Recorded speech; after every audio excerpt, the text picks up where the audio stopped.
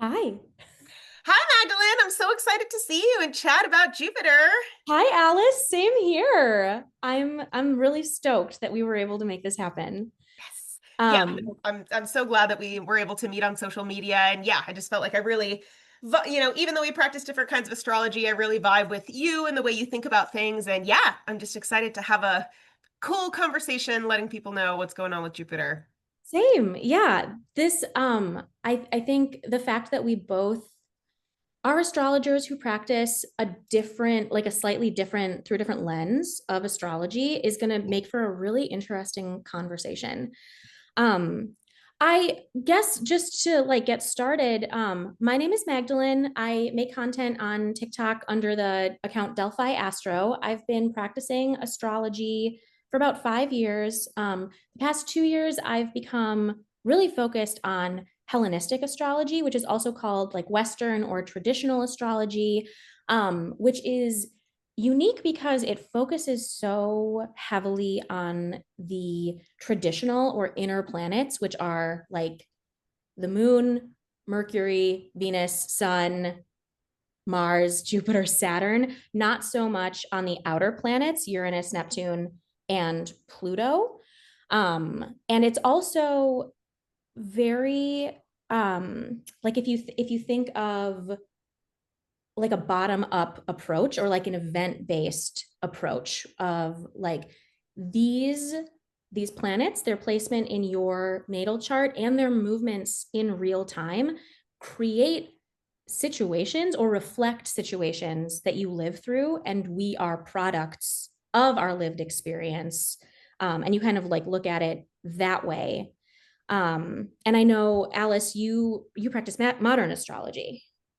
Yeah, right. So thanks for introducing yourself, Magdalene, and I'll do the same. My name's Alice.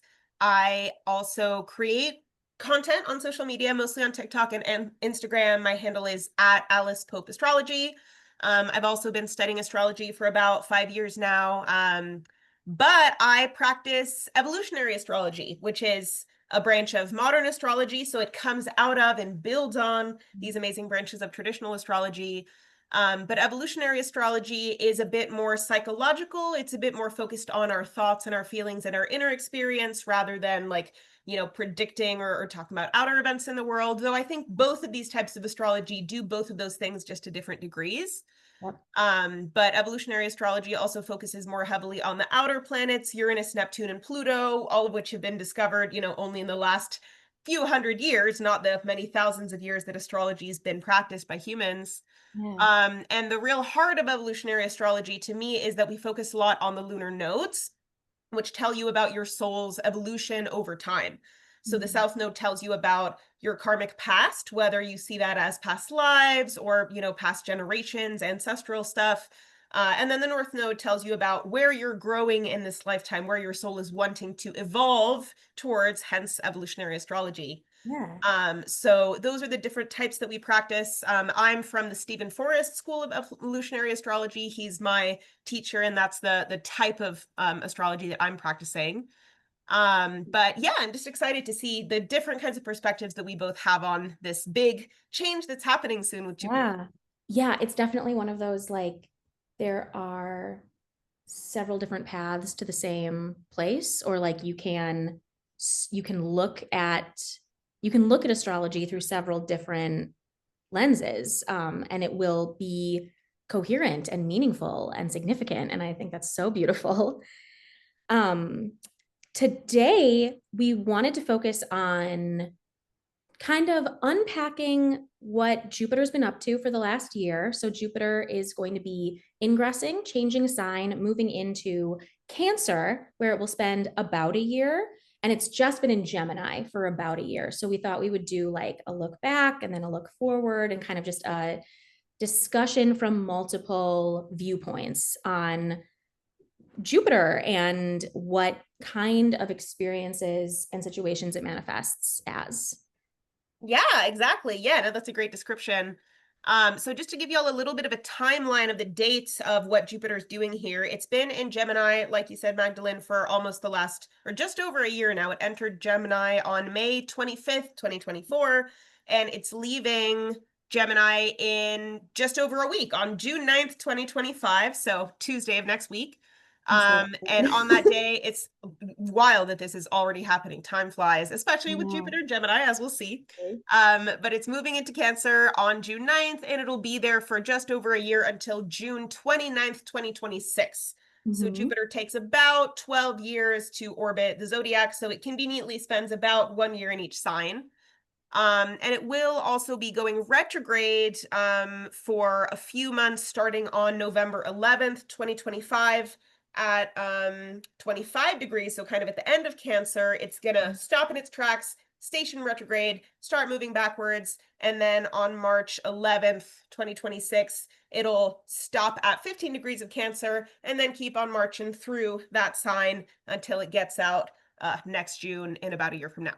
Yeah. Spends about a year in a sign, retrograde for about 4-ish months. Mhm. And all of that time it's going to be in Cancer. Yep. So let's talk a little bit about Jupiter, period. Like what does this planet signify? What does it represent?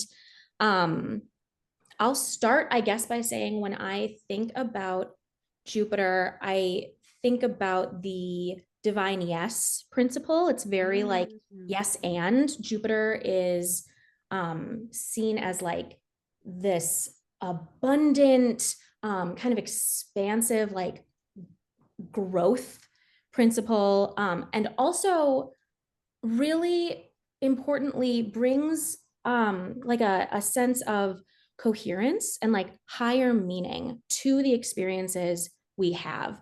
Jupiter is kind of characterized as a teacher, so is Saturn, but they're very like they have very different teaching styles, with Jupiter being a lot more like encouraging and like wanting us to feel the momentum that comes with growth, that like Mm. um you've gotten to a point where you're like actively overcoming something and experiencing the joy that comes with your triumph. Heck yeah, I love that description. I love that the divine yes principle. That's such a Yeah. beautiful way of encapsulating Jupiter.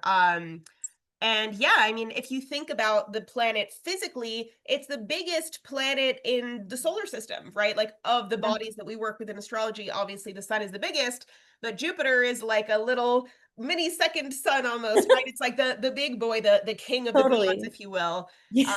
So Yeah. so yeah, it is this planet of like growth and expansion and abundance. I often think of it as the cosmic magnifying glass. It amplifies Mm, anything that it touches. And yeah. Jupiter is often seen as this very like lucky, positive, benefic planet. Hmm. But you know, something that we had chatted about before this, Magdalene, is that amplification isn't always necessarily good, right? You can Yeah. amplify things that aren't so amazing, like say like a pandemic or misinformation or, you know, a couple topics that we're going to be getting into as we talk about this stuff. Jupiter just kind of magnifies anything that it touches. So, you know, for Hmm. better and for worse. Um, Yeah. but I also like how you mentioned that it has to do with not only expansion, but it really has the sense of wisdom to it. Jupiter rules the signs of Sagittarius and Pisces, Mhm. both of which are associated with wisdom, with spirituality, with faith. And I think Jupiter to me represents what it is that allows us to be resilient. Like if you have some kind of sense of like faith or like greater meaning of, you know, life, Yeah. it's easier to bounce back from challenges. It's easier to be confident because you're drawing energy and faith and resilience kind of from the universe, right? Jupiter is all Yeah. about like this big picture, expansive view. Hmm. Whereas interestingly, Gemini kind of has to do more with like this more zoomed in view of like little details and pieces of information. So it's kind of an interesting combination having Jupiter and Gemini, which of course we're going to unpack in a moment. Completely. And the idea of, okay, so Jupiter spreads. When it's in Gemini, what is it spreading? And that Mhm. depends on what Gemini means. So let's get into that. Yeah, so just a couple basics on Gemini. This is the mutable air sign. So any air sign has largely to do with like thoughts and ideas. That's the air element. And then a mutable sign is all about change and transformation, wrapping up the season, in this case, the end of spring, transitioning into summer. So I think that Gemini, as the mutable air sign, has a lot to do with changing your mind, changing the way that you think, like learning and information. Mm. Gemini symbolized by the twins, the only zodiac sign that like has two people in it. And what do you think those two twins are doing? They're chatting, they're talking to each other, they're kikiing back and forth. Gemini is Yeah. a sign that's very communicative. It's very talkative. It's very curious. It's very quick. This kind of, like back and forth rapid Yeah. fire talking.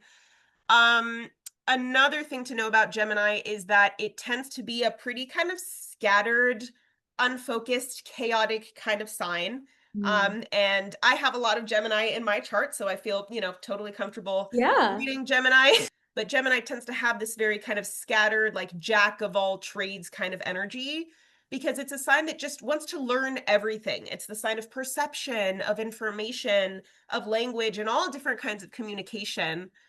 And it's also related to like your local environment and your local community, which is an important topic that I actually don't really hear discussed too often when it comes to Gemini.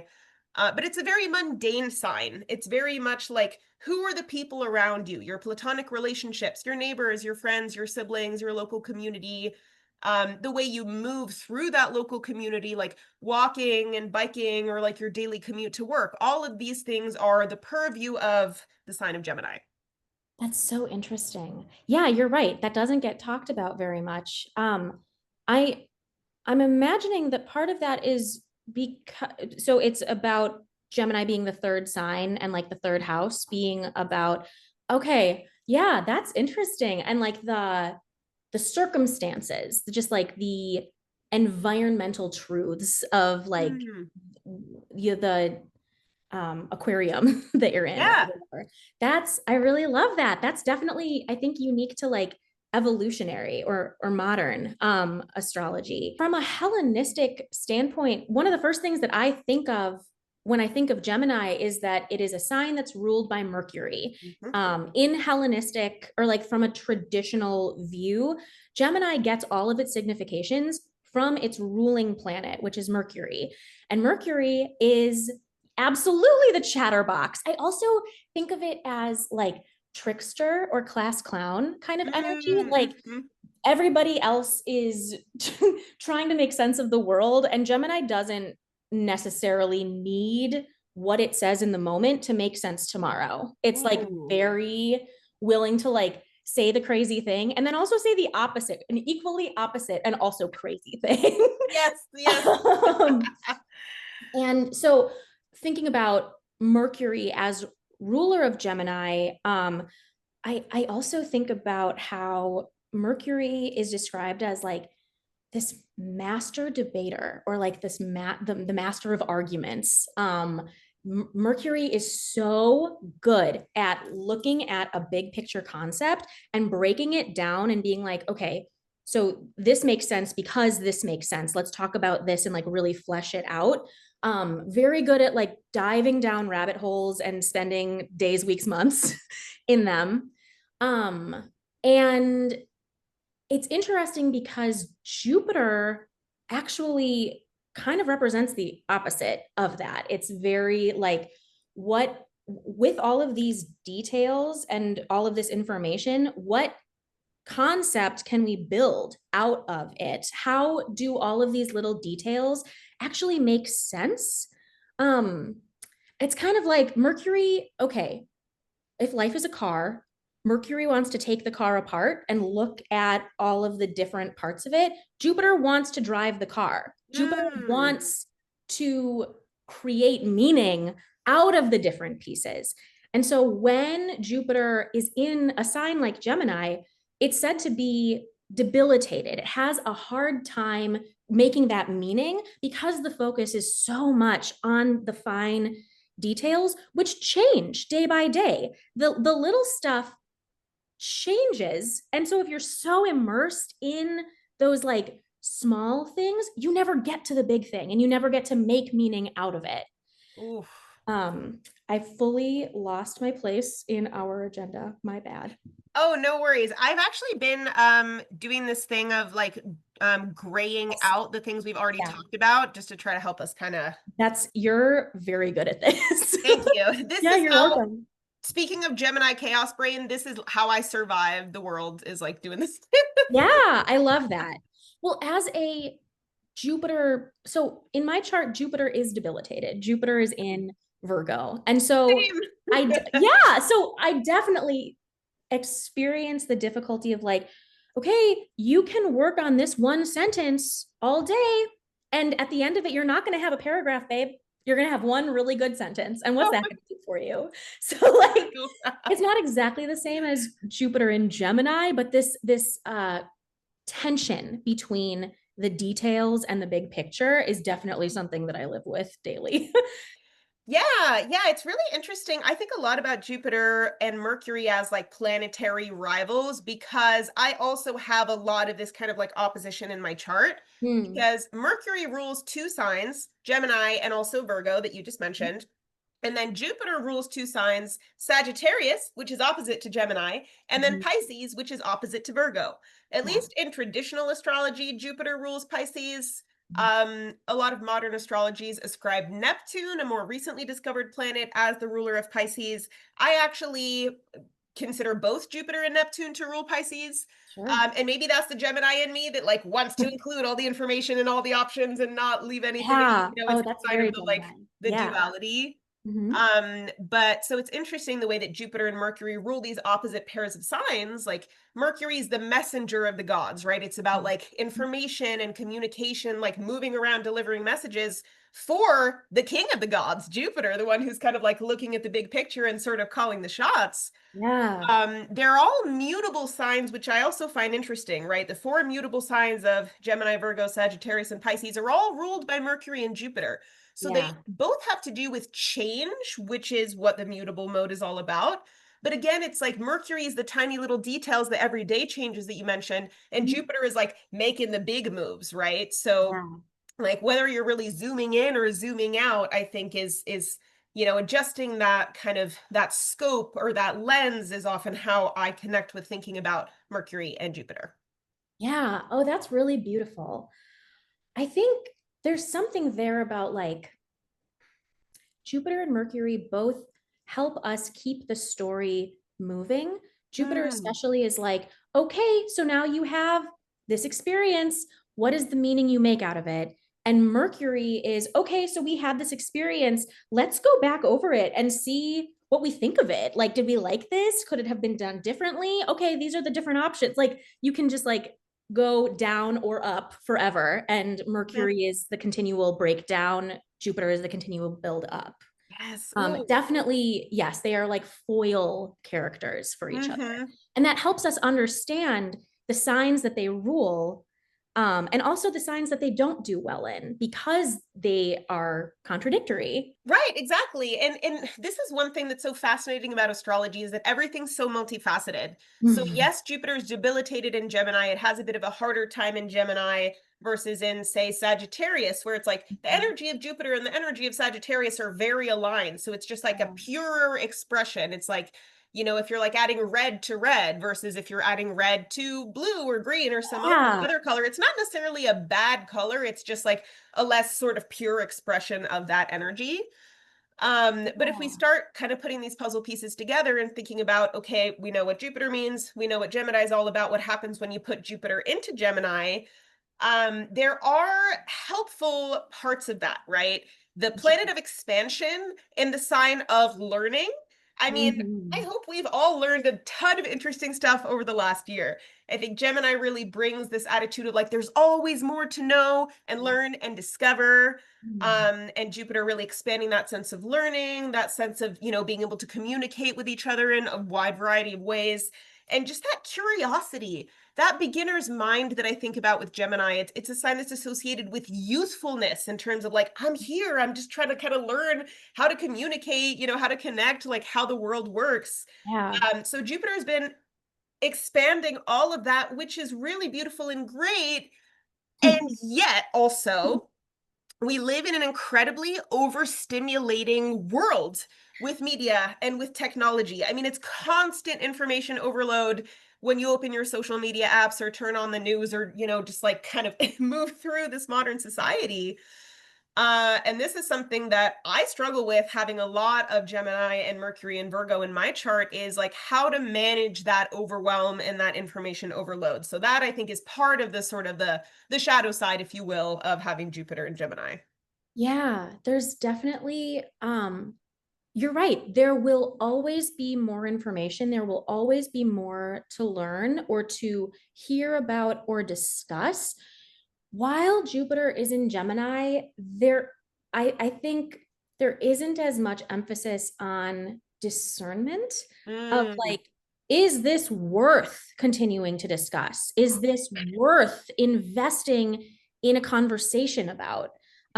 Is it worth learning? Is it worth retaining? So there's definitely like this kind of chasing your tail kind of quality, or like goldfish mind of like, um, okay, this piece of information sent me here. I engaged with this and it sent me over there. And like, it's just a full, you're just like constantly just swimming in circles and not necessarily getting anywhere. There's definitely an emphasis with Gemini on the new. And when Jupiter's in Gemini, there will always be new. There will always be one more thing. But none of those one more things ever get fully fleshed out or result in like substantive or satisfying meaning. Jupiter's time in Gemini, I don't think has presented us with a lot of satisfying conclusions for what mm, has been presented. Um, I do believe though it definitely has um, presented the concept that nobody else is going to make the boundary for you of mm, when it's time to stop, or like when it's mm. time to say that's enough. I've heard enough. I've seen enough today. Thank you so much. Good night. Like Yeah. um Ooh, yeah. there's Totally. wisdom there, but it's through this kind of crunchy experience of like, I'm so overwhelmed, I'm so overstimulated, I don't know, my eyes are bugging out of my head because there's so much to look at.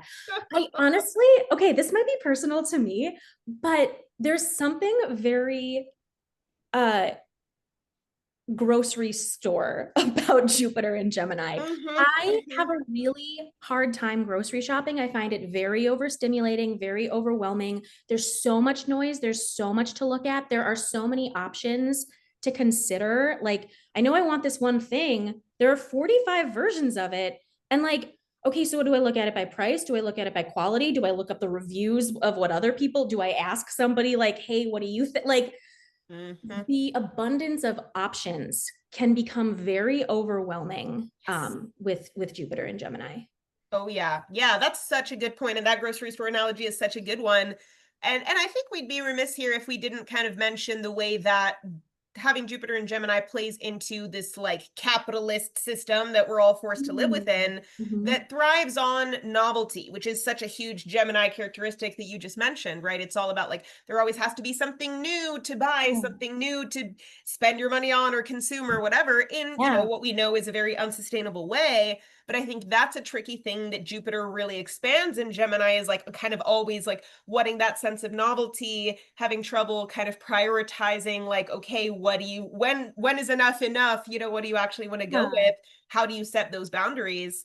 That's something that once we start talking a bit more about Jupiter going into Cancer, we'll get more into boundaries. We'll get more into like prioritizing from a more heart-centered place rather than this very scattered all over the place energy of Gemini.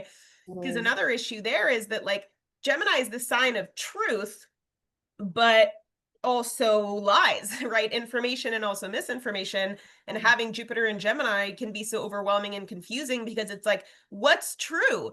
Which of these pieces of news is accurate? Which of these cereal brands at the grocery store is the best one for me? It's Right. it's a lot. I want to talk a little bit about so the time that Jupiter has been in Gemini, summer to summer, last summer to this summer.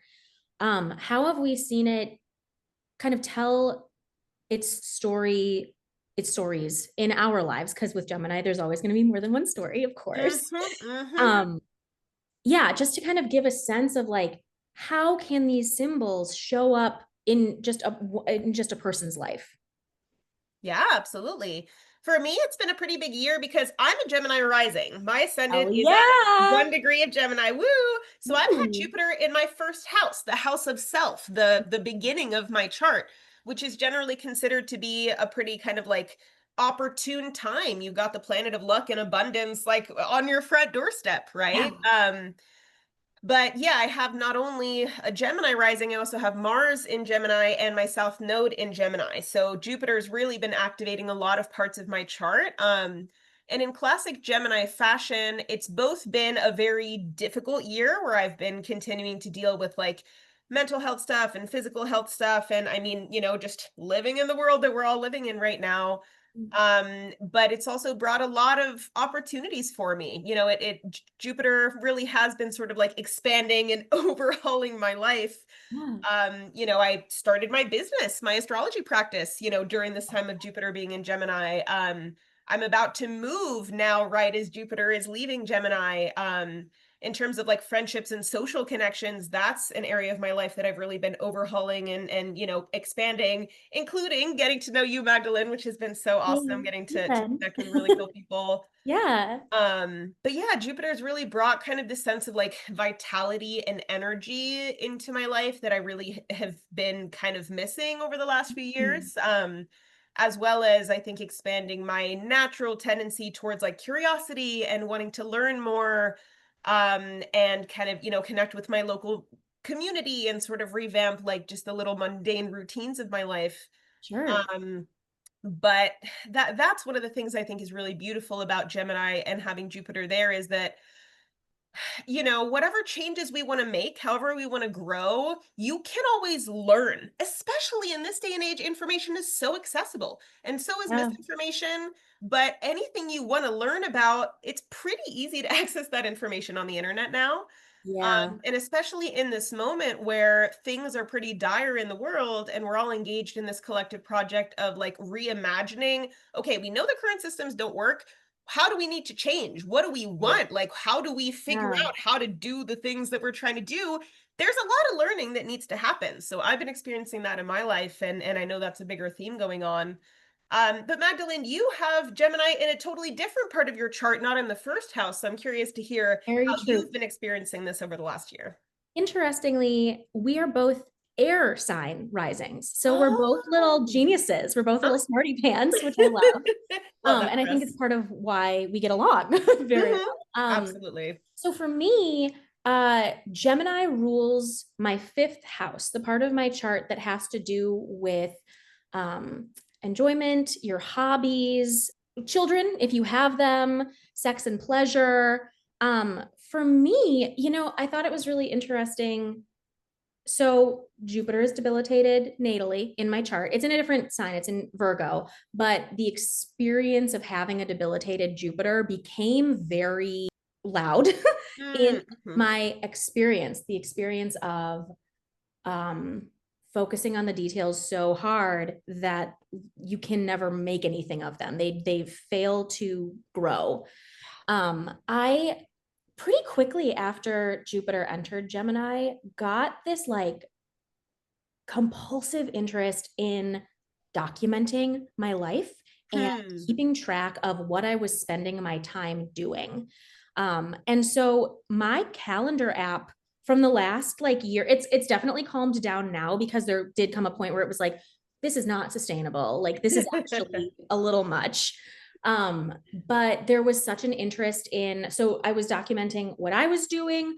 When friends would tell me what they were up to, I would document that. When news stories came up that I thought were like relevant or significant. And part of this is because when Jupiter entered Gemini, I got really serious about tracking astrology in a way that I hadn't before. I've been practicing for years. Um, the enjoyment of it really ramped up once Jupiter entered my house of like the things you like to do. One of the things I love to do is learn Gemini and talk.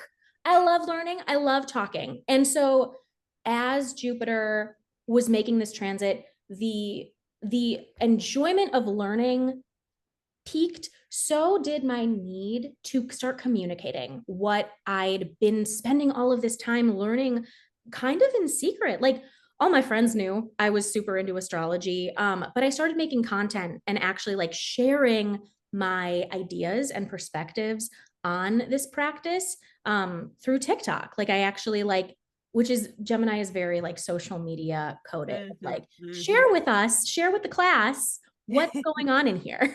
Hmm. um, so definitely there was a lot of that. I also noticed now this is more on like the positive side. Jupiter brought this like opportunity for wisdom and growth to my experience with how fast my thoughts were racing. Like Mm. definitely that expansion of Gemini energy of like frenzied, like, let's think about it, let's talk about it more.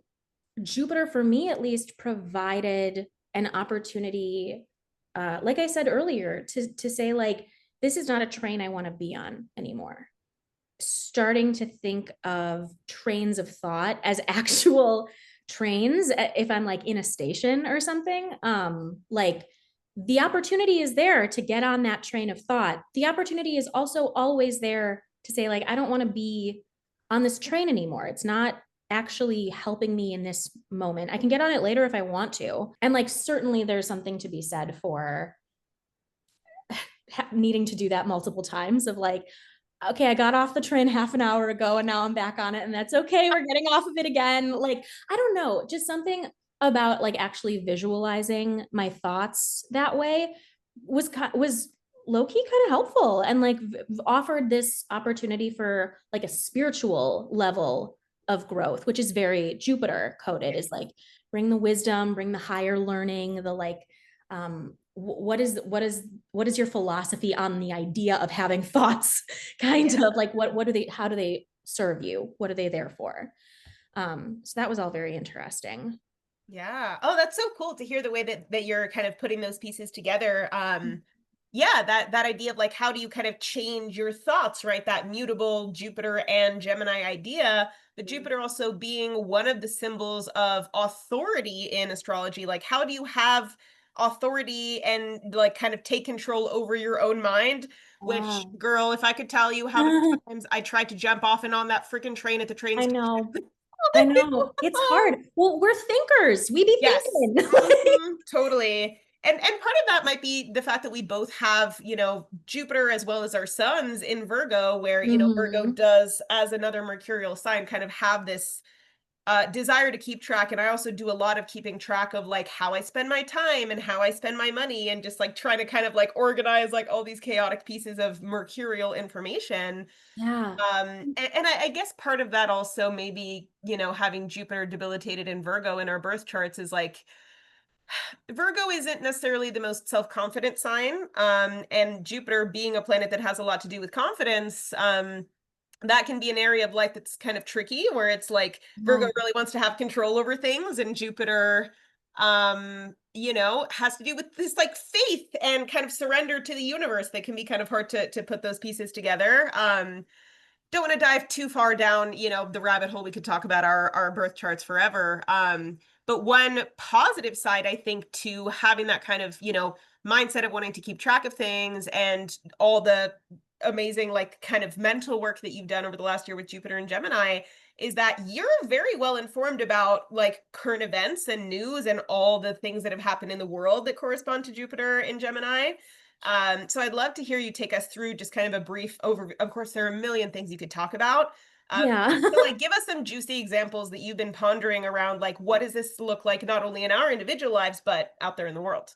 Yeah. I want to start off with it's actually an example that's not purely Jupiter and Gemini. It has to do with the transition from Jupiter in Taurus, which was like summer, I guess, of 2024, it would have been ending. Yes, right. And it entered, and so okay, so that's last summer. Okay, that makes sense. As Jupiter was moving from Taurus into where it's more of like kind of a neutral, it's not like heavily dignified from a Hellenistic standpoint, but it's also not debilitated or like in detriment where it is in Gemini. That movement from Taurus into Gemini, a news story that really grabbed my attention was Scarlett Johansson came forward and filed a lawsuit against OpenAI for stealing her voice. She said that they had come to her and requested that she work with them to provide her voice for like an AI tool that they were developing. She said no. They went ahead and made that AI tool, and it sounded just like her. So this idea of, and what really grabbed my attention was the emphasis on the voice. Both Taurus and Gemini have something to say about our voices. Taurus is more the like physical side. It's like your actual, it represents the throat, having like a pleasing sounding voice, and like the sound of someone's voice is very Taurian. Gemini is the content of what they're saying. Does it make sense? Do we agree with it? Is it like coherent?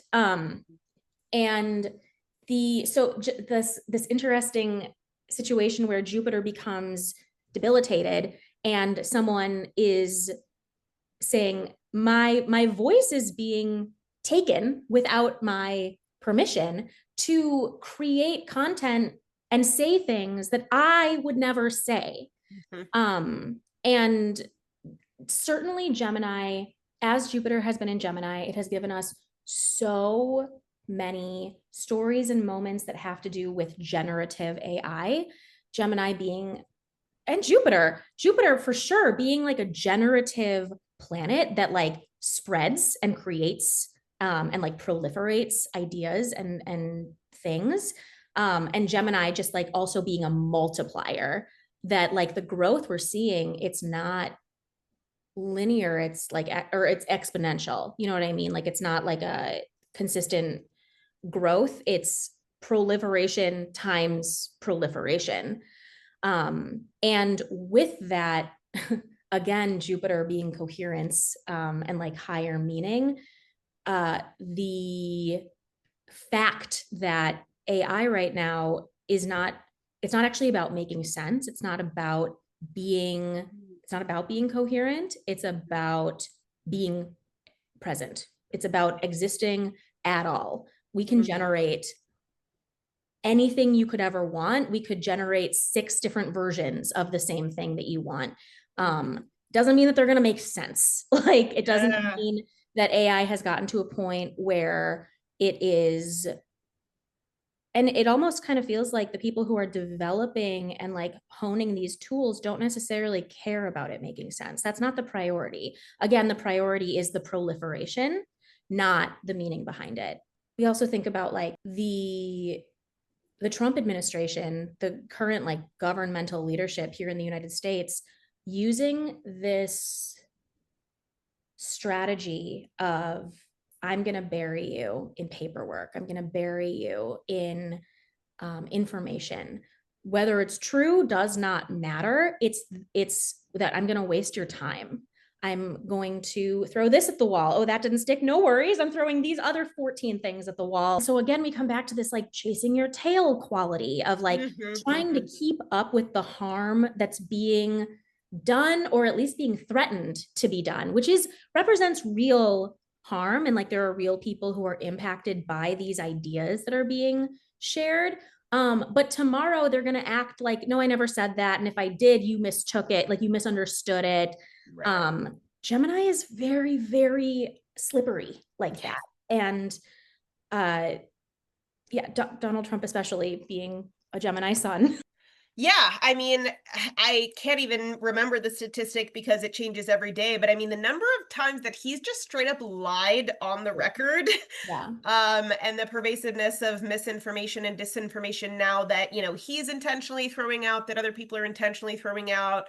And it's also like mushrooming and proliferating in this very Gemini kind of way, because a lot of people are just, like parroting things that they've heard that they don't know whether they're true. Like, arguably, we're all kind of getting worse at critical thinking and fact checking and like all of these, really kind of basic media skills.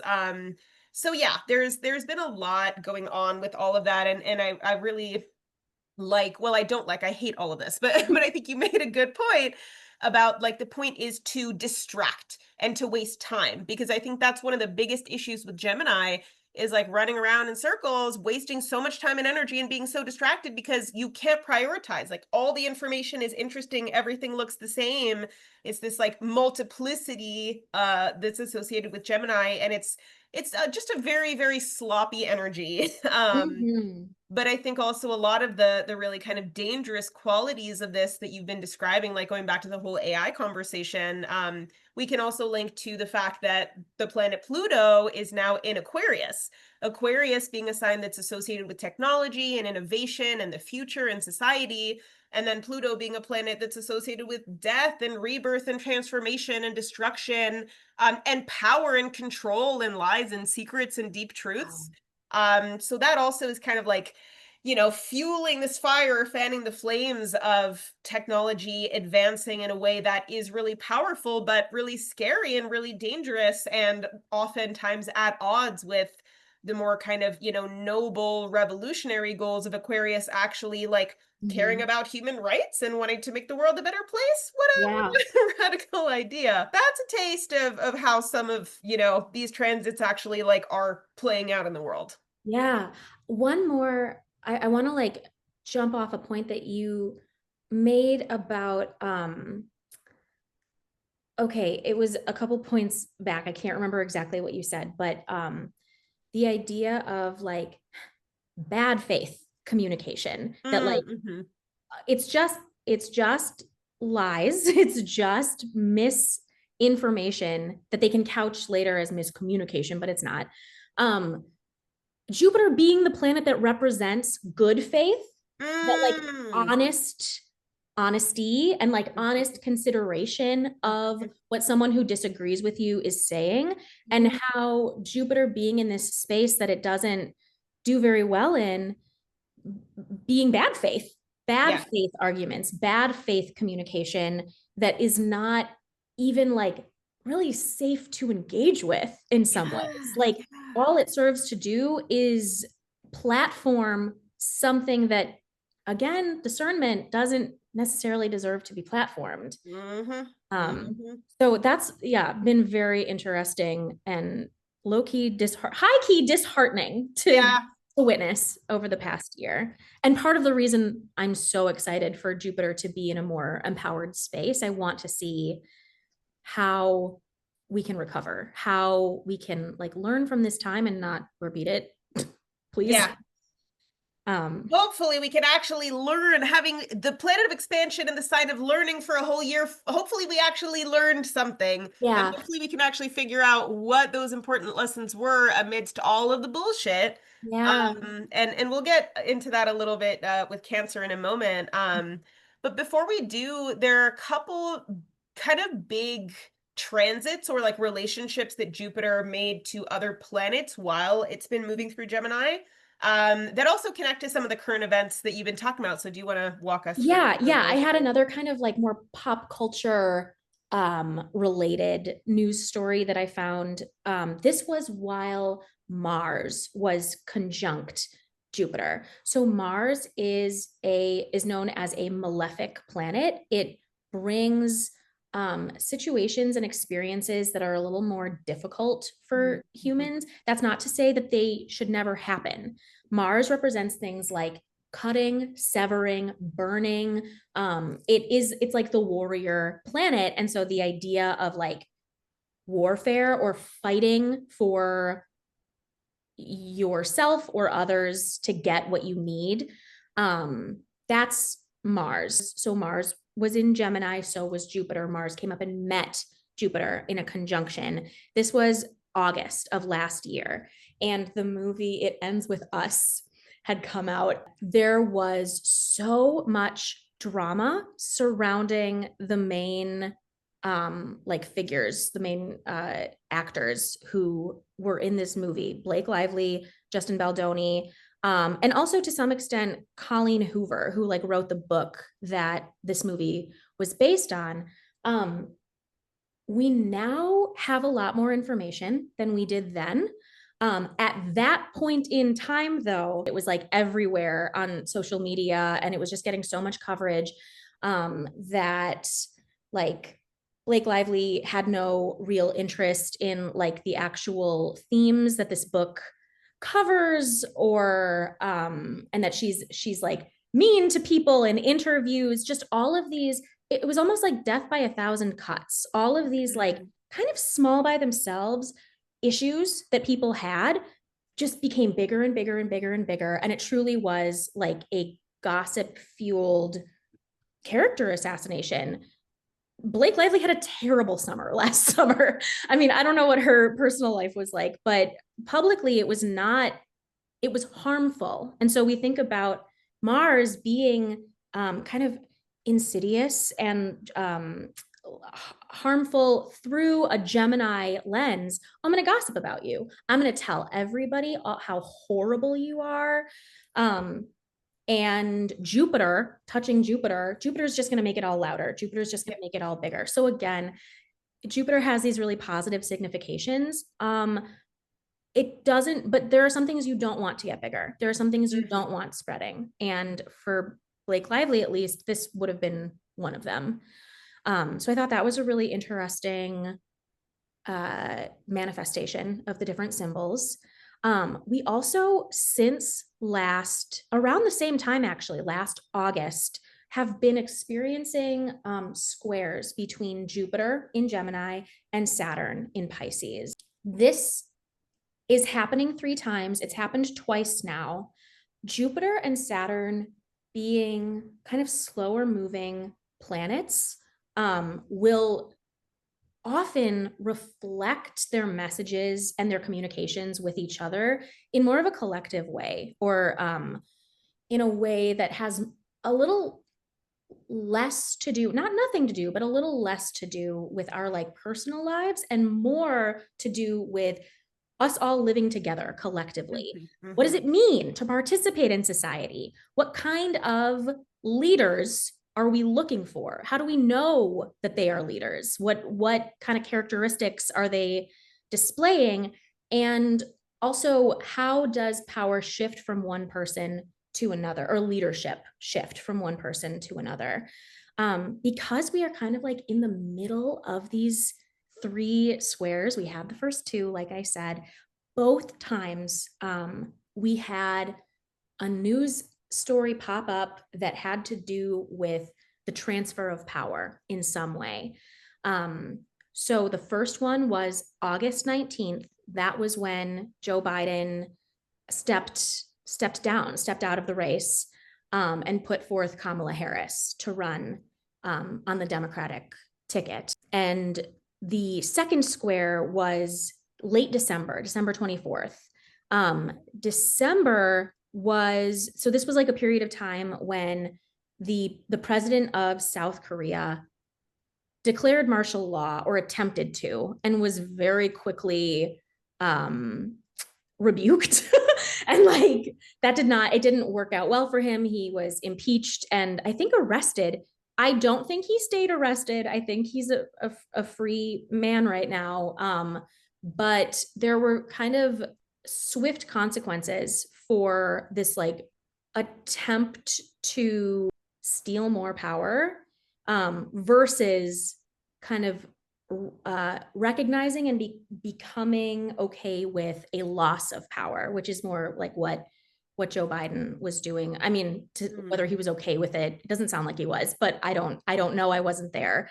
But these first 2 squares definitely had a little more to do with, in some way, like losing or releasing power.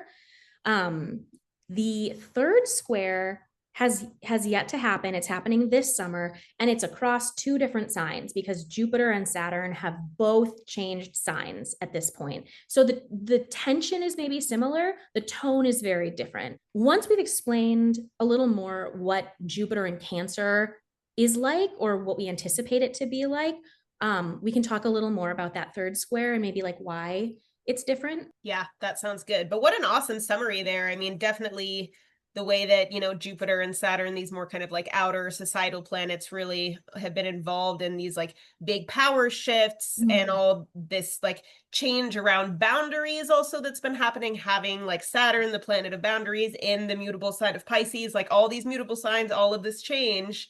And I love that phrase you used earlier about death by 1,000 cuts. Mm. Perfect for Jupiter and Mars in Gemini. Like that's great summary of how to explain that. So yeah, there's been a lot going on, and we could go on forever about current events and transits related, but Mhm. hopefully that gives you all a good sense of what Gemini, Jupiter, Gemini, of what Jupiter and Gemini. Gemini playing out has been like. Yeah. And one thing that I think is interesting is that Jupiter and Uranus have kind of been doing this little dance together over the last couple years because they were coexisting together in the sign of Taurus. Mhm. Uranus is still in Taurus right now. So for a while, they were both in the same sign of Taurus. Jupiter caught up to Uranus. They were conjunct on, I think it was April 20th, 2024. I think I That remember sounds it right. being on 420 because that was kind of like, haha, it was like this big Yeah. thing. It's like, and 420 and the Jupiter conjunction in Taurus. Yeah. And then since then, Jupiter moved past Uranus because it moves much more quickly, and has been in Gemini. But the way that I've been thinking about it is that Jupiter is kind of paving the way for Uranus because Uranus is going to be entering Gemini this July. So Hmm. Jupiter will leave Gemini, but then Uranus will move into that sign just about a month after and will be there for like 7 years, for a pretty long time. Yeah. And we'll probably, maybe we'll make another video about that later. There's a lot to unpack later that we'll So talk much to about say. probably individually and together. Mhm. But I do think it's interesting the way that Jupiter has been kind of like, expanding the Gemini field and sort of like creating all of this space and chaos. Because when Uranus, the lord of earthquakes and lightning bolts, gets into Gemini, it's really going to shake things up and it's really going to like make some transformations with the space that's been created. Uranus rules the sign of Aquarius, where Pluto now is. It's a planet very much associated also with like technology and progress and innovation and like humanitarian goals for society. So it's going to Yeah. be very interesting to see, kind of looking ahead to Uranus moving into Gemini. Everything that you just said gave me this image of Jupiter is teeing Uranus up, Yeah, yeah. making the ball bigger, Yes, easier to yes. hit, saying like this is all that's here, and then Uranus is coming in with like a baseball bat and just like knocking it totally away. Mm-hmm. um and yeah, so definitely like the idea of like expanding something so that it's easier to shake up or get out or like break free from. Hell yeah. That's such a good image. Yeah, I love that as a way to kind of relate them. And what's it gonna look like when Uranus hits that ball out of the park? We don't know. I mean, truly, with more than any other planet, the motto of Uranus is expect the unexpected. So Yeah. it's going to be a lot of shocks and surprises, even more so coming. I mean, if you thought Jupiter and Gemini was intense, that was just a little aperitif, if you will, to whet Exactly. your palate for what Uranus and Gemini is going to be like. So that'll be a whole thing. Yeah. But by the time Uranus moves into Gemini in July, Jupiter will have moved into Cancer. Hell So yeah. if we start now thinking about the transition and the sort of divine logic that the zodiac follows, right? The signs are in the order they're in, not just by coincidence. There's a reason why every sign is in the position that it's in. So pretty much every planet, when it's moved through Gemini, it moves into Cancer because Gemini is all about chaos, right? It's all about like so much information and all this like quick scattered energy that's very all over the place. Cancer is like, we need to chill the heck out. We need to Yeah. calm down. We need to kind of, withdraw all of these mental tendrils that have expanded all over the place and search now for truth more inwardly rather than outwardly. Mhm. Cancer is the sign of the crab, right? And the crab, sometimes also a turtle, I've heard, can be a symbol of Cancer, but it's these animals that have these like protective shells that Yeah. protect their kind of squishy, vulnerable insides. So this is a sign that has a lot to do with boundaries, and it has a lot to do with that inward journey of feeling our emotions. Cancer is the cardinal water sign.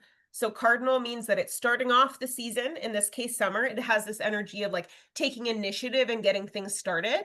Mhm. And then water signs are all about emotions. So this is all about like, hey, step one, when you have an emotion, feel your feelings.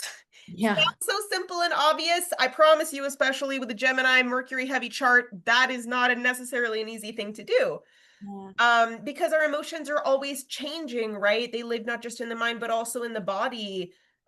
Jupiter is ruled by the moon, which I know you're going to tell us a bit more about in a moment. But yeah, it's all about kind of this balance between like, yes, I need to live out there in the world, but I also need a space where I can feel my feelings, where I can be safe, where I can like have a boundary that allows me to experience my emotional vulnerability. So we're Mhm. moving into a much more emotional kind of space now with Jupiter going into Cancer. This is a sign that has to do with family and ancestry and roots and home, Mhm. both in the kind of like, family or like the physical sense of home, but also the more emotional. Again, it's like it's the shell that you withdraw into. Like when you're feeling sad and you just need to sob your eyes out, you'd probably rather be safe in your bedroom than like out in public on the street, right? So that's kind of the vibe of Cancer is it's about emotions, it's about healing, it's about this inner emotional world that we have. Mhm. It's also a sign associated with imagination and creativity because it's like these fertile waters of our emotions nurture our ability to, do anything creatively in the world. So it's this very quiet, caring, nurturing, creative sign that asks the question, like, where can we be safe to feel and process our feelings? Like every sign, like every symbol in astrology, it also has its risks and its pitfalls. How do you balance that shell? Is it too thin? Is it too thick? Cancers can sometimes be very overly cautious and overly protective of themselves and other people. It can be this very like mama bear kind of energy, which can be really beautiful, but like anything can go too far sometimes. And because Cancer is a sign that has a lot to do with nurturing and caretaking and healing, it's the sign of the mother. And I'm putting that in big air quotes because I personally don't like the way that, astrology insists on gendering everything, but it's this like nurturing, like parenting kind of archetype, right? The big pitfall that you'll often see with Cancer is that rather than actually feeling your own feelings, it's very easy to escape into this healing and nurturing role and to be like, Mhm. oh, I'm only going to focus on your needs. I'm only going to take care of you. I'm going to deny my own needs and my own emotions. So like every archetype, it can get twisted, right? Gemini is Yeah. about both truth and lies. Cancer is about both feeling your feelings and also not feeling them because it can be kind of scary to feel your feelings. Yeah. So that's an introduction to some of the complexity of Cancer. Yeah, definitely a complex sign. I love what you're saying about like Cancer really demarcates the boundary between home base and like the rest of the world, and this idea of like making actual like physical boundaries. Like I draw my like wall or oh my gosh, like a moat or something. And Yeah. Cancer represents like the retreat, the spaces that feel safe and well resourced for us, versus it's kind of a wild card when you go out in the world. Sometimes you have really good experiences, sometimes you have awful experiences. Home or like Cancer, there's a familiarity there, and also an ability to more openly process and express the results of our experiences, which are Hmm. our emotions. Mhm, mhm. I think that's really beautiful. From like a Hellenistic standpoint, once again, um, Cancer is the domicile of the moon. That means that the moon is the ruling planet of the sign of Cancer. And so Cancer gets all of its significations or our understanding of like what Cancer is about. We look to the moon to get a sense. And the moon is constantly in a state of flux. She is um, capable of experiencing a wide variety of different circumstances, or you could see it as like moods. The moon is very like changeable. And so Cancer, again, being this like fortress where you can have the full range of experiences in a very safe, kind of secluded almost way, is why the moon rules Cancer. The moon is ruling the safe space where the moon can be exactly who she is, no matter what that looks like. Mm. Um, and Jupiter is said to be exalted in this sign, Cancer. We think about the idea of a very well resourced, safe place. If Jupiter is going to go out in the world and create abundance and live up to its potential, which Jupiter has a lot to do with, the idea of like reaching your full potential, the way to give Jupiter that best chance of creating that abundance and that growth and that success and that higher meaning is to give it a very safe, well resourced kind of springboard.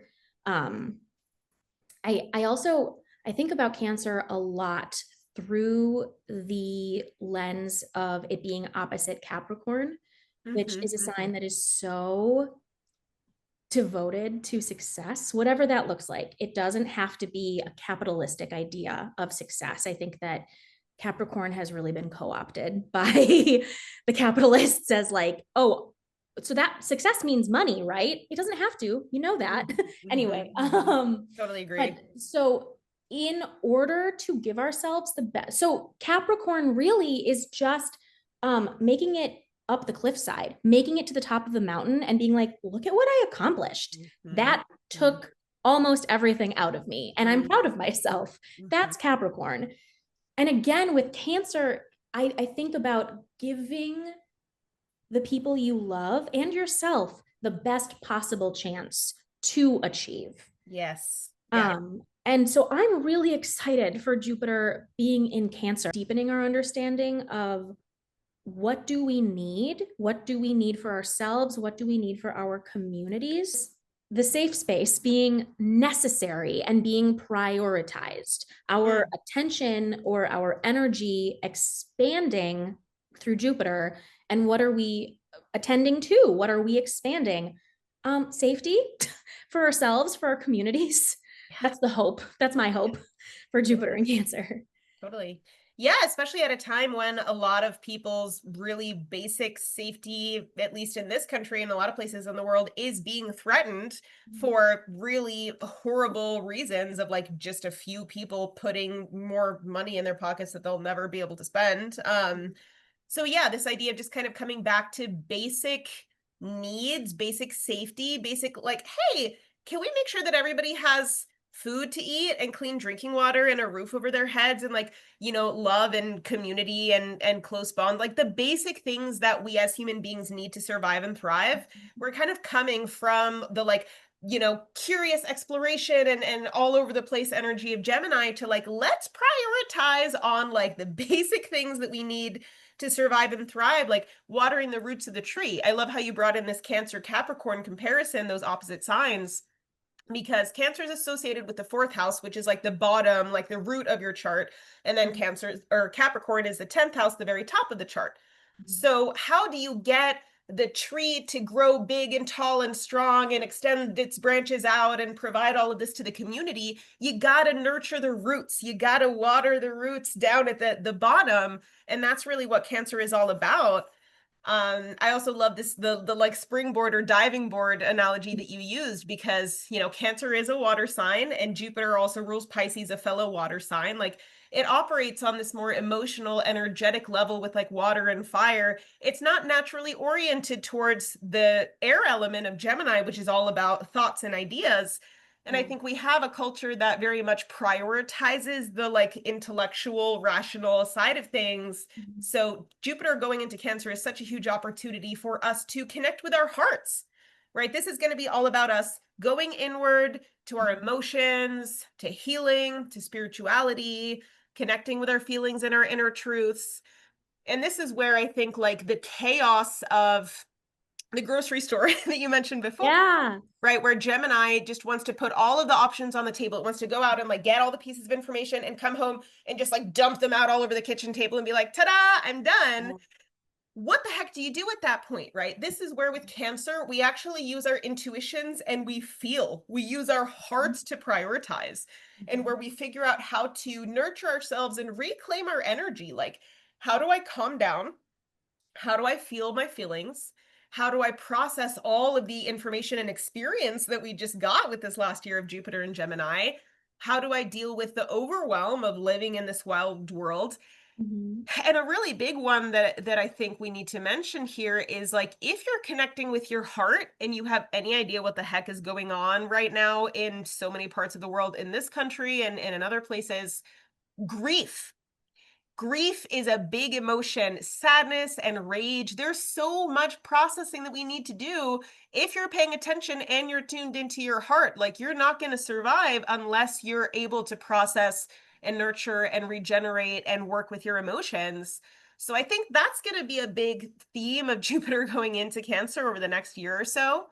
And I think that like claiming that space to feel, to heal, that kind of intimacy also of these close, like family like bonds that Cancer represents, Mhm. claiming those things is a revolutionary act. Like, capitalism and the powers that be don't want you to feel. They don't want you to heal. They don't want you to like be supported in your safe home space.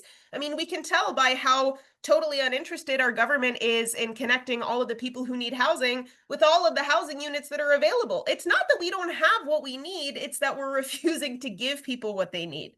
Yeah. So I think the extent to which we can claim that, and to also like work with our boundaries, work with that crab's shell, right? It's like, Mhm. what kind of labor are you willing to do in this capitalist structure? Like, how can you balance emotional vulnerability with protecting yourself and those you care about, and all of these questions of safety? Yeah, this is all going to be, I think, even more relevant with Jupiter going into Cancer next week.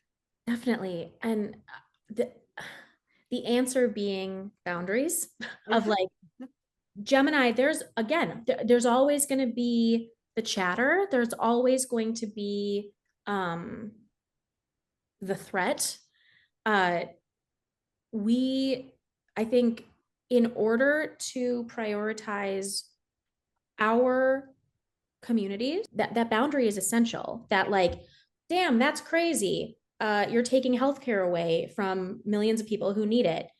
Anyway, we are setting up a free series of workshops where we provide medical training Mhm. to anybody who wants to show up and learn. Like this idea of setting a boundary away from all of the like fear that could um really imprison you, and like you will be stuck there forever. You absolutely could. Now we have to create the fortress. Now we have to like, I think in a lot of ways the time has like come and gone to um try to reason or to use like more Gemini kinds of like let's talk it out Yeah. strategies. If there's no interest in reasonable discussions, in good faith discussions, the next step is to create places where that good faith is safe to be built, right? Like that's where we're at as far as I can see. Yeah, and it's interesting too, considering what that looks like, what community and family looks like. I mean, the way that the right and white supremacists and Christian nationalists are so obsessed with this very narrow, limited definition of the nuclear family, and that like being the root of society, and anything that attacks that, like people being queer or trans or whatever, it's like, oh, you're like attacking this really important institution at the root of our society. That's so limited, that's so narrow, that's so restrictive, that like basically nobody actually freaking fits into. Yeah. And that's where I always, when I'm working with astrology, make a point of talking about family in a very expansive way, right? It's like sometimes your chosen family is way closer to you and more supportive of you than your blood family, right? So I think Yeah. with Cancer, we're talking about any of these like close supportive bonds of, maybe you live together under one roof, or you're just like very, in this emotional support network with each other. But this is the kind of thing that I think more and more of us are realizing. And I've been on this journey too, being raised in this very hyper individualistic culture and just thinking of myself as being an individual who's so separate from others, like struggling with loneliness, struggling with disempowerment, struggling with feeling hopeless. Because, like, well, what can little old me do in the face of, climate change and all of these huge issues? But I think, like, more and more realizing it's about community. It's about organizing. It's about people power. It's about like building these relationships of emotional and practical support. That's what's going to take us through. We need Yeah. that to survive, because more and more of us are waking up out of the illusion that our government is going to protect us or help us or honestly do anything other than exploit us as much as it Yeah. possibly can at this point. Yeah. Oh my gosh, that's beautiful. You were never supposed to do it alone. Like Yep. that's actually the point. Yep. And kind of circling back almost to the idea of Cancer as the domicile of the moon, where you can be all of the different sides of yourself and that you are safe to do that, I think is like a huge key factor of what it actually means to be in community. Um, the the truth is we are all going to be bringing different sides of the moon. Yes. And Yes. we are changeable creatures. We are dynamic, multifaceted humans. Mhm. And so I think there could be a trap with okay, we all need to show up, and that means showing up exactly like this, and anything Right. else is bad and you get out. Like you don't get to have a group that way. You don't actually Yeah. get to have a community that way. Ooh. Ooh. Um and I also, Cancer having so much to do with family. Mhm. Um, Kind of a shadow side of that is as Jupiter is transiting the sign, absolutely, I'm expecting that there's going to be very, very loud voices using the idea of what a family should be, and the idea of like safety through the like family unit that is very, like you said, it's a very narrow understanding and definition of what a family is supposed to look like and the roles that different members of that family are meant to or are like biologically predisposed to Mhm. fill. Mhm. Um, I I think that that conversation gets louder as Jupiter is transiting Cancer. Who is the mother, and Mhm. how do we know that's a mother? And what is the role of a mother? Well, the role of the mother traditionally is to stay home, keep the home safe, and produce babies, reproduce. Definitely, I've heard other astrologers make the incredible point that if Jupiter is proliferation and Cancer is like the womb or like the safe kind of gestational place a little bit, Mhm. um, Mhm. Jupiter plus Cancer equals baby boom, or Right. just like everybody's going to be pregnant. And I think that that is a really good point and a very like literal idea of what Jupiter in Cancer can represent. I also think that there is a like broader conversation that could be had about what is a family and what is a community. I'm hoping that there will be a level of healing through some of those conversations, but it goes either way. There are beautiful manifestations and really insidious ones. So, and we'll probably see both. Really. Absolutely. Yeah, the baby boom point is so interesting because I think under the best of circumstances, I totally could see that happening. And I guess maybe there could be some sort of like forced baby boom because, I mean, they're of literally all of the offering people money. exactly right. And Sorry, also go just, I ahead. mean, all of the limitations to bodily autonomy and reproductive freedom and not allowing people to get abortions and Mhm. stuff, right? It's like, okay, it's like basically like forcing people to have kids. Yeah. I mean, under the best of circumstances in a society where we're really committed to everybody's well-being on a systemic level, there could be a natural baby boom just because people have the resources. People who want to have kids don't have to look at their bank account and be like, I can barely support myself right now. I can barely pay gas to get to work. What the heck is my kids' college tuition going to cost in 20 years from now? Right? There's so many ways that we actually make it, especially in the US, so hard for parents and people who might want to be kind of going in that direction. Yeah. But again, I think, yeah, there's so many forms that this can take. Like, Cancerian creativity can be the literal creation of children, and like the Cancerian waters being like the waters of the womb and that safe, like, gestational place that you mentioned. But there's so many other different ways to be creative, right? Like a Yeah. family can look like this traditional idea of like a white picket fence nuclear family, but there are a million different ways for a family to look. And I think part of the transition from Gemini into Cancer is like turning your friends and your neighbors into your chosen family, right? Like Beautiful point. that Yes. deepening, because I think that a lot of the resilience, which is a keyword of Jupiter that we brought up, Mhm. a lot of human resilience comes out of our diversity, our creativity, our ability to change. Having so many different kinds of people who operate in different ways, who can all like work together, like you said, like all the different phases of the moon. That's such a perfect analogy. That's how we're going to weather this huge storm that we have coming.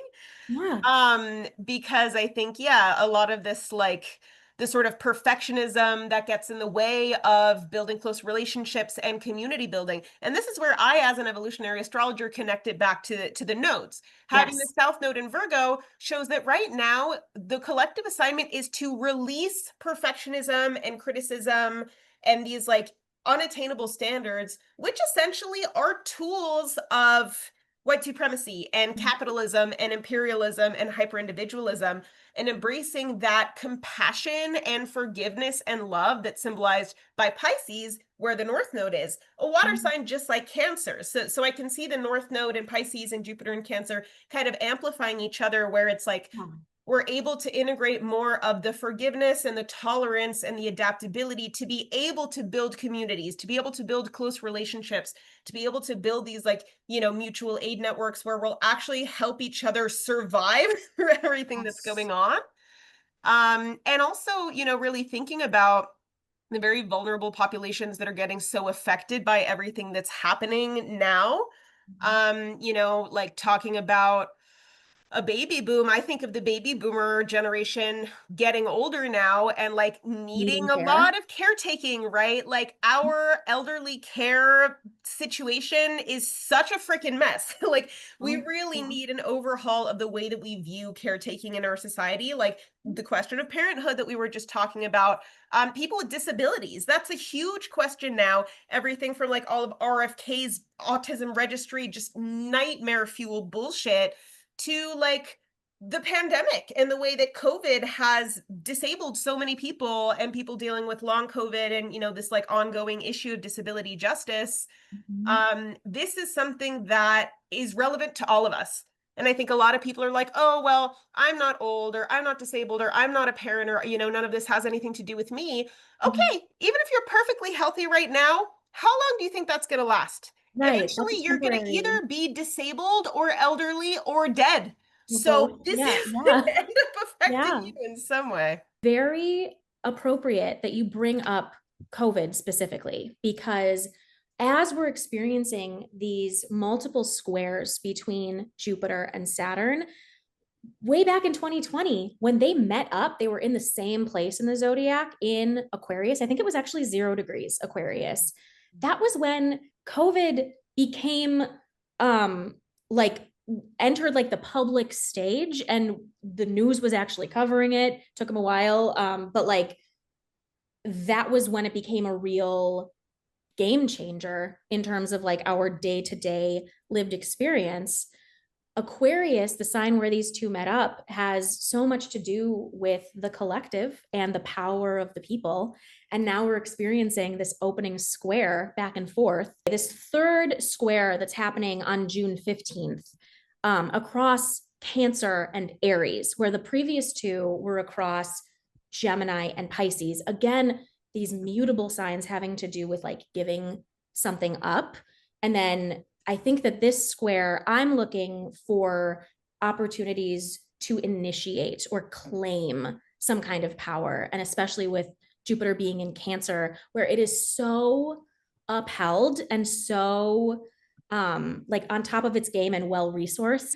I'm really hoping that there are some opportunities here for us to choose community care versus Saturn in Aries being very individualistic, and that there's a limit now. Saturn is in Aries. There is a limit to how far you're going to get if all you're looking out for is you. Yeah, this third square, and with Neptune there too, individualism is a fantasy. It's a dream. This idea of the rugged individualist, the cowboy, the like rootin' tootin', I don't need anybody else. I'll get my own. And if you can't do the same, you're the problem. Yeah. Yeah. Was never real. It was always a lie. Yes. And so Saturn meeting Neptune are coming very close. They don't technically meet until next year, but they're edging us. Like Yeah. it's Oh, really, yeah. they're so close. And Jupiter kind of highlighting the limitations of that way of thinking and of that way of viewing the world that you live in versus, hey, there's an opportunity here. It's not going to look the way that you thought it was, but here's where the energy is right now. Here's where the growth is available to you. Do you want to take it? Like, that's kind of how I'm seeing this third square. Super interesting. Yeah, I mean, the way that things are shifting now, we still have the square as you've described that's been going on for a while, but now that Saturn's in Aries and Neptune's in Aries, Jupiter is going to be squaring both of those planets from another sign. The other body we have right now in Aries is Chiron, which is way later in the sign, so the square between Jupiter in Cancer and Chiron and Aries will come later on in this year-long period of Jupiter being in Cancer. But there again are a lot of good and bad potentials here, right? I think like a lot of us have just really gone through a pretty big spiritual awakening over the last 14-ish years of Neptune being in Pisces. And a lot of these like illusions of individualism that you're talking about are kind of starting to fall apart. And I think part of that has to do with us just learning more information. I mean, as a Gemini rising, that's how it's happened for me, is like I just learned more facts and heard more stories and talked to more people where I'm like, oh yeah, a lot of the like materialistic illusions I had about this world are wrong. And now I know that. And I've changed my mind, right? The beauty of Gemini. Yes. Jupiter and Gemini having nothing but examples for us is Yes. so good. Like, yes. Oh, you don't believe me the first time? That's okay. I've got 167 other ways that I can show this truth to you. Is very Jupiter and Gemini. Yeah, totally. And then, thinking about the other kind of bigger structural pieces of the puzzle, I mean, Pluto, again, recently moved from Capricorn into Aquarius at the end of last year. The United States just had its first Pluto return, its first like 248-year Pluto cycle, which just so fascinatingly happens to correspond to the average lifespan of an empire. Does it feel to you like this empire is kind of crumbling in its death throes? Because it kind of does to me, So like a lot of our illusions have kind of started dissolving around like this country and this culture of individualism and materialism. But a lot of people are still clinging to those illusions really hard. And that's a risk of Jupiter in Cancer that I've heard some people raise before. It might have been Jessica Lanyadoo, I think, was the first person who mentioned this that I remember, is that Cancer being a sign associated with home and family, Jupiter expanding that could lead to kind of like an uptick in nationalism, which unfortunately with the ongoing rise of global fascism is already something that we're seeing. And then with Saturn and Aries, that hyper individualism you mentioned, there's kind of this risk of like a zero-sum game mentality where it's like we have to be in conflict and competition and I have to get mine so that you don't get yours because there isn't enough for all of us, which is bullshit. There isn't enough for all of us. Yeah. That's this kind of thing of like, well, it's only about my family and my loved ones and I have to defend my home and get everything I need so that I'll be set and I don't care about other people. That is part of the risk here. And especially given the fact that Neptune, a planet of spirituality and religion, is in the kind of conflict-oriented sign of Aries now, is like giving crusade vibes, basically, right? Where this like Yeah. Christian nationalist project to make the US into a like legally Christian country, which it was never supposed to be according to the founding fathers or freaking anybody, Mm. um, could get potentially amplified by Jupiter and Cancer. So that's kind of the shadow side, Wow. but there's also the more beneficial possibility that we could use this transit to embrace more compassion. And that's what I'm hoping, because when Jupiter's in Cancer, it'll be making a trine to the North Node in Pisces, a fellow water sign. It'll be making a sextile, a stimulating aspect to the South Node in Virgo. So I'm hoping that it's going to help us to unpack a lot of this collective baggage we have around these issues of like perfectionism and control versus compassion, to actually create a society where all of us can thrive and not like 0.001% of people. Right. I love the word that you used to describe the sextile as stimulating. I've never heard that before. Can you talk a little more about like just sextiles and like what they mean to you? Absolutely. Yeah. Thanks for asking that. I want to unpack a little bit more of the technical aspects here. Yeah. And what we're talking about here is when planets make certain relationships to each other because they're a certain number of degrees apart. So with the sextile, two planets or 2 points or bodies are approximately 60 degrees apart. And that's a stimulating aspect where they kind of amp each other up, you know, like they kind of fan the flames, or in Hmm. this case with the water sign of Cancer and the earth sign of Virgo, it's like they kind of like mix together in this like muddy mixture. They kind of like meld with each other. Yeah. The other aspect that I mentioned there is the trine, which happens between the signs that are of the same element. So Cancer and Pisces are both water signs. So if we have Jupiter in Cancer and the North Node in Pisces, there's a flow. The trine is a very harmonious aspect where it's like they're on the same page, they get each other. They're not the same sign, but they're both water signs. They're both operating from a place of prioritizing like emotions and healing and spirituality and everything that the water element represents. Yeah. So long story short, Jupiter is making this very like harmonious, flowy, stimulating kind of relationship to the lunar nodes while it's in Cancer that I'm hoping we can utilize to actually further our collective spiritual evolution, which, you know, is what the nodes represent. Yeah. Beautiful. Thank you for explaining that. Thanks for asking. I I want to very quickly, maybe I can't because the thought might be too far gone. Um,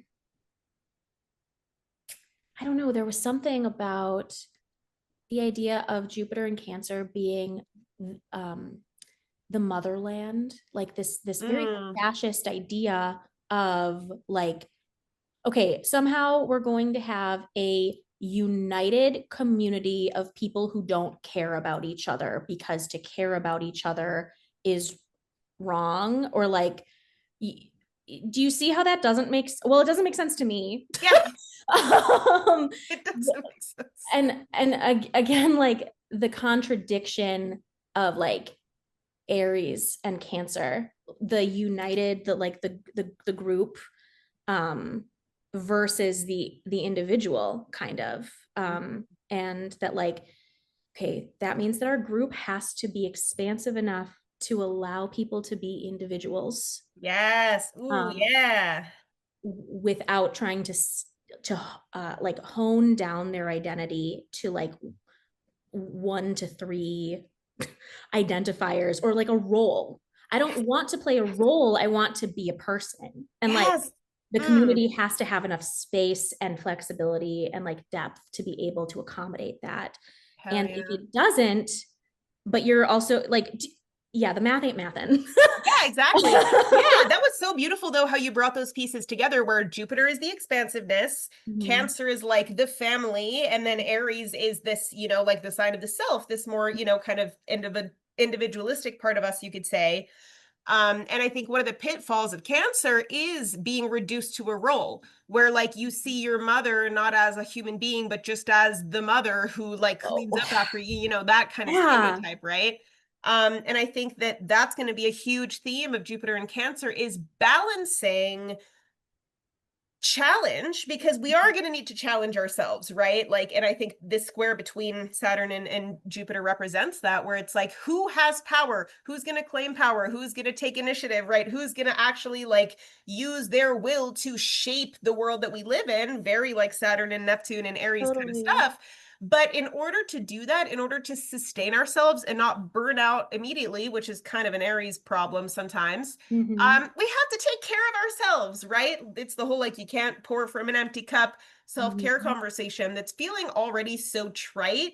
But I'm hoping that that can be really like reimagined and expanded in a more beneficial and less individualistic, more community care oriented way. Yes. Yes. Because like we need to sustain ourselves for the long haul ahead. I think that's a Hmm. big theme of a lot of these transits that are all shifting right now. So we've unpacked a lot with Jupiter and Gemini and Jupiter and Cancer and other relevant transits.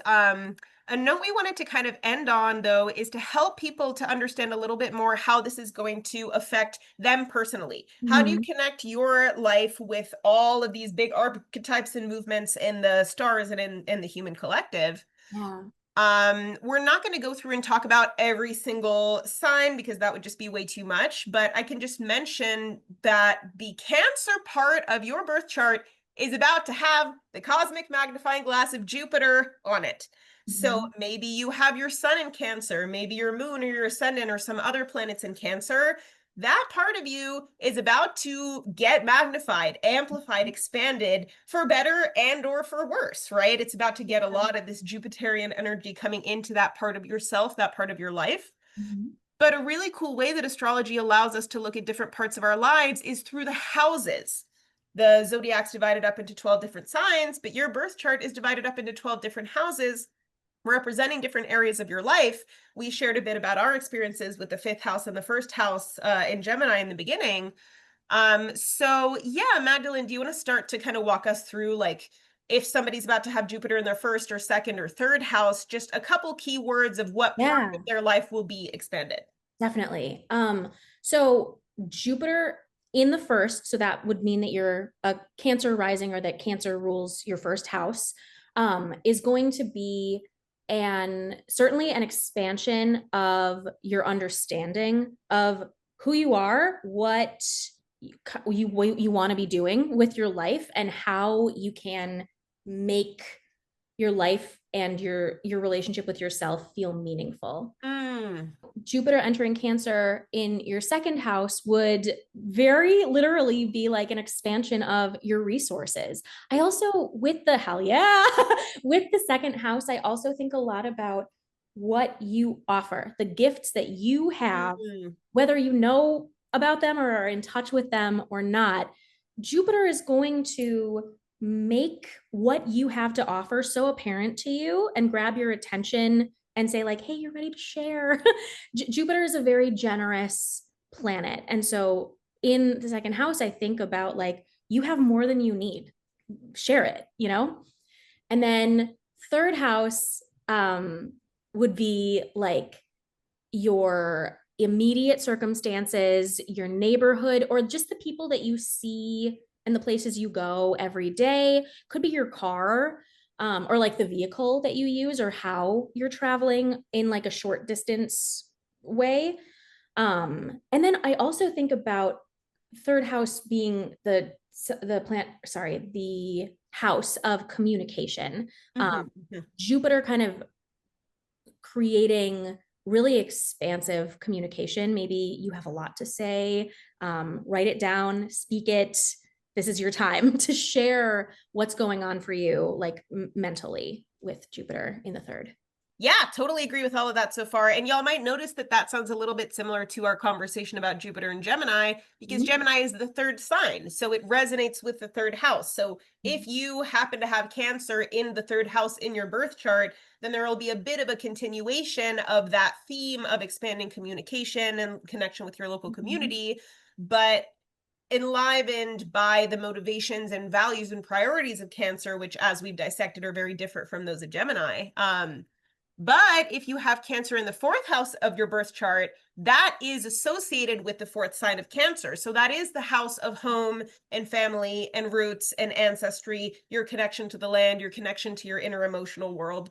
So if you have Cancer in the fourth house, Jupiter is just going to like, it's again that idea of purity, right? You're adding like blue to blue. It's like just a Mm. very like pure, clean kind of Cancer energy that Jupiter will be expanding. But then you might have Cancer in the fifth house, which is a house that has a lot to do with creative expression, matches very well with that creative energy of Cancer. So that'll be all about joy, pleasure, fun. What do you like to do? You know, hobbies. How do you like to spend your time? You were describing earlier what it was like having Yeah. Jupiter in your fifth house over the last year. So that's an area of life that might be magnified, kind of this inner child work of just like being creative and expressing yourself and having fun. You know, dating also is associated with the fifth house. So maybe your love life will get a little bit zhuzhed up if you've got Jupiter going into your fifth house. Okay, so the sixth house represents a couple different things. It has to do with your physical health. It has to do with your routines and kind of your mundane daily life. And it's also house associated with work and service. So it's Mhm. like, what's the rhythm of your days? What tasks do you do on a daily basis to take care of yourself and to take care of other people? And this could be work or labor, you know, that you're getting paid for or not. It doesn't have to exist within the capitalist framework. Yeah. But those are the kinds of themes of work and service that will be magnified with Jupiter going into your sixth house. Maybe that'll be really great for your physical health and your work life. Maybe Jupiter will be expanding, you know, problems in those areas rather than Yeah. benefits. So we can't say for sure whether it's going to be Right. good or bad because there's nothing so black and white in astrology or in life, I think. Mhm. But those themes will certainly be amplified one way or another. Yeah. Um, okay, so moving into the seventh place of our committed partnerships, marriage, our relationships that are a little more high stakes than just like a fling. Jupiter is also traditionally the planet of marriage. Mhm. So I'm not saying you're for sure getting married. Don't put that on me. But if you have Jupiter transiting the seventh, definitely there is um, a highlighted experience of your relationships with other people. Um, Eighth house. So this is kind of a more nebulous house. It has to do with themes of loss, trauma, death. It's not all bad. It also rules other people's stuff. If you think about the second as being what's yours, eighth house is what is other people's, and also like what you get from other people that you can't provide for yourself. I think about, I mean, with the planet of good luck and like abundance being in the house that has to do with like inheritance, or the things that people give you because of their high esteem for you. Mm. The eighth house absolutely though also has to do with the bullshit that other people bring into relationship with you that is not necessarily yours to unpack, it's theirs. And so you think about like not straightforward relationship dynamics. Things need to be looked at and kind of like you're wading through the muck a little bit of like possible unhealthy relationship dynamics might be top of mind or becoming very, very apparent for you. Ninth house is the house of higher learning, philosophy, um, religion, spiritual growth. Really, I think of the ninth place as um, whatever personal growth means to you, whatever like Mm. journey Mm. you're on personally, whether that looks like, hey, I'm going to college, I'm traveling to a foreign place where I'm being exposed to these different ideas. Um, Definitely ninth place has something to do with enhancing your worldview or expanding your worldview or your horizons. Totally. Yeah, and Jupiter has a natural association with the ninth house because it's the ruler of Sagittarius, which is the ninth sign. Mhm. So the ninth house is all about like expanding your horizons and broadening your perspective. And hey, Jupiter's the planet of expansion. So that's Yeah. a pretty like, again, pure, powerful kind of expression of that energy. Mhm. But maybe you have Cancer in your 10th house, which is also a house related to work. That could be your career, you know, what you do to pay your rent. But the 10th house is the most visible, the highest part of your chart. And to me, it really has to do with your calling and your mission in the world. So that's what would really be highlighted for you over the next year, where it's a kind of expanding your idea of what is my role in the community? What am I contributing to the collective? Like, why am I here? What do I have to Mhm. give? A little bit like what you were saying with the second house. But with the second house, I see it as being a little bit more kind of personal in terms of like your confidence, your self-worth, and like the stable foundation of resources you have. The 10th house is then kind of coming from that foundation at the bottom of the chart to like shining your light out into the world and contributing what you can to the collective, which, you know, an important time for us all to be doing that right now. Mhm. Maybe you have Cancer in the 11th house, which is associated with a couple different things. The 11th house has to do with your long-term goals and dreams for your life. This is Mhm. like your 10, 20, 30-year plan. Like, what kind of old person do you want to be? Mhm. It's also a house that has to do with community, your allies, with networks and organizations. And those two things might seem a little bit weird in terms of how they relate to each other. But the idea with the 11th house really is authenticity. If Mhm. you know for sure authentically what kind of person you want to be, then you can find the allies and organizations and communities that are aligned with that kind of person you want to grow into. What are your goals, and who are the people who can help you to achieve them in a mutually beneficial relationship? Like, I'm an astrologer, so I want to hang out with astrologers. I want to hang out with you, Magdalene, and Yeah. learn from each other and help each Yeah. other achieve these goals of spreading this message and doing this kind of work in the world. So that's what the 11th house is all about. Very And quickly what, before you jump into 12th, sorry. yes, no worries. So from again, this is just like from a Hellenistic point of Mm-hmm. view. This is just like a traditional point of view. The 11th house is said to be the joy of Jupiter.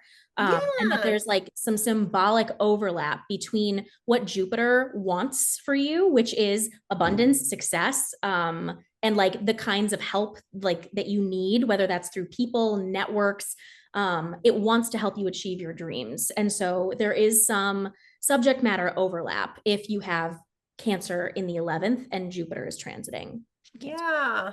Oh, that's so lovely. I love that. Yeah. Yeah, because I think, you know, Jupiter, again, it's very big picture. It's very Mm-hmm. expansive. It's like that Sagittarian arrow flying over the Yeah. landscape, seeing everything from this bird's eye view. And the Yeah. 11th house very much has that kind of vibe as well. So that makes a lot Mm-hmm. of sense. It's like that's going to be about the kind of zooming out, the big picture planning, you know, Yeah. whereas something like the 8th house is more like diving down into like the deep shadow work and like Yeah. surrender and vulnerability, right? So different kind of ways of looking at it. And then the last house that you might have Cancer in would be the 12th house, the final house of the chart, associated with Pisces, which is the 12th sign, which Jupiter rules. So there's also a natural resonance here. But the Okay. kind of expansion associated with the 12th house as the last house, it often has to do with losses and Mm-hmm. endings, where sometimes you got to make space. You got to get rid of the old in order to welcome in the new. So having Jupiter in the 12th, there could be a lot of, you know, things in your life that end during that period, hopefully for the better in the big picture. But the 12th house is very much associated with like retreating, kind of resting, like ending cycles, and also with spirituality. It's a house that has a lot to do with spiritual connection, you know, being ruled by the very spiritual sign of Pisces.